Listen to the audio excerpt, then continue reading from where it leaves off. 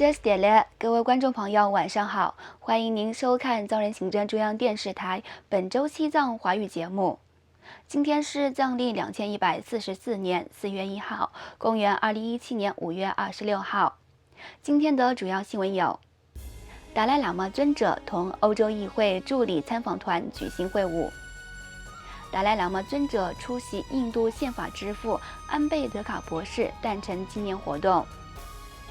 藏人行政中央为最新自焚藏人事件表示沉痛哀悼。司政洛桑桑格出席2017年印藏首脑会议。司政在新一届美国政府执政后首次访问华盛顿。下面请看详细内容。上周日5月21号，西藏精神领袖达赖喇嘛尊者从居住地达兰萨拉启程，前往印度南部班加罗尔市展开弘法及参访行程。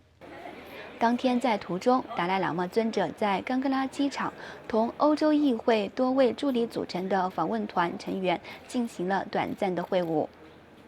上述欧洲议会助理参访团在接下来的行程中，对藏人行政中央各部门、流亡藏人儿童村学校以及流亡社区各大非政府组织等进行参访，并展开交流互动。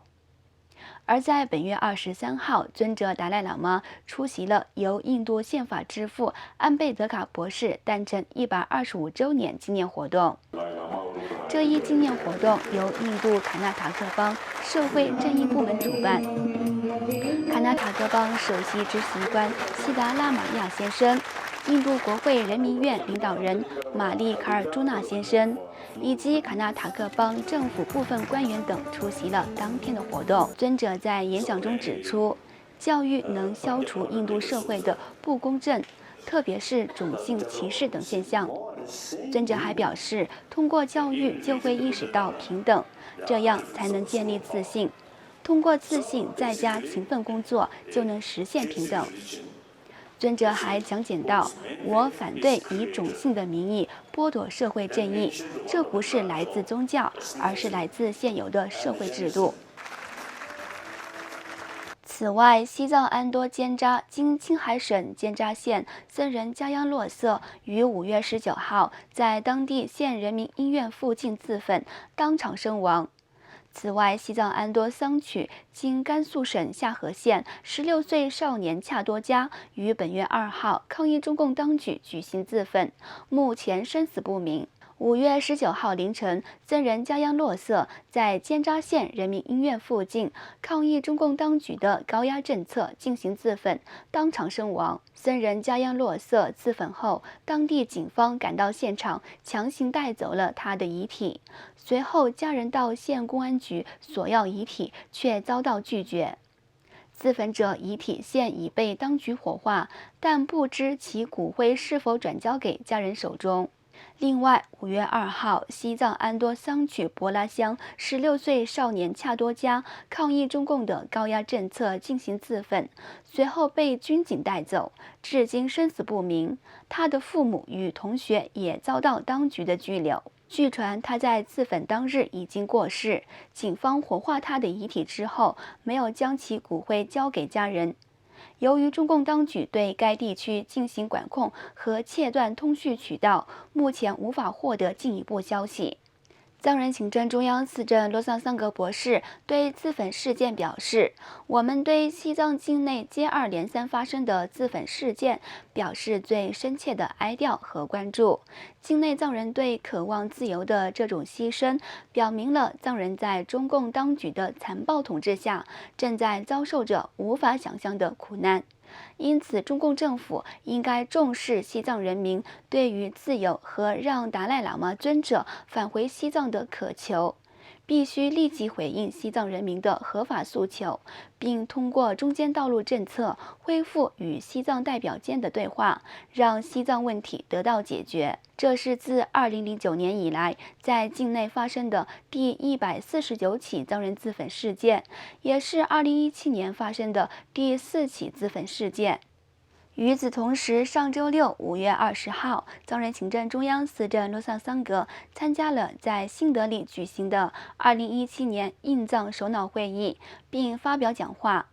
司政洛桑桑格向与会各界人士介绍了在中共当局的强权统治下，西藏境内日益恶化的政治处境。作为首席嘉宾，司政洛桑桑格在当天的会议上发表讲话时，谴责中国政府在西藏实施错误政策，引发西藏宗教信仰自由的冲击，并引用2017年美国自由之家的报告，指出佛教是中国最受压迫的宗教之一。他还表示，中国在今年的世界新闻自由指数中再次下滑到第5位。2016年自由之家的报告将西藏的政治和公民自由状况列为叙利亚后的第2个最不自由的国家。此次会议由东南亚基金会主办，会议围绕6个重点进行了讨论。出席此次会议的政要包括印度国会议员普利扬卡·辛格拉瓦特、印度国民志愿服务团领导人英德瑞士·库马尔，以及此次会议主办方东南亚基金会主席东达西等。另外，美国新任总统特朗普执政后，藏人行政中央司政洛桑桑格对华盛顿进行了首次访问。期间，司政洛桑桑格博士呼吁美国总统唐纳德·特朗普应会晤达赖喇嘛尊者，并重申藏人行政中央对解决西藏问题的坚定信念。司政洛桑桑格博士在访问华盛顿期间，向美国政府最有影响力的智库传统基金会的学者和知识分子做了主题为“一个中国政策和中间道路政策”的演讲。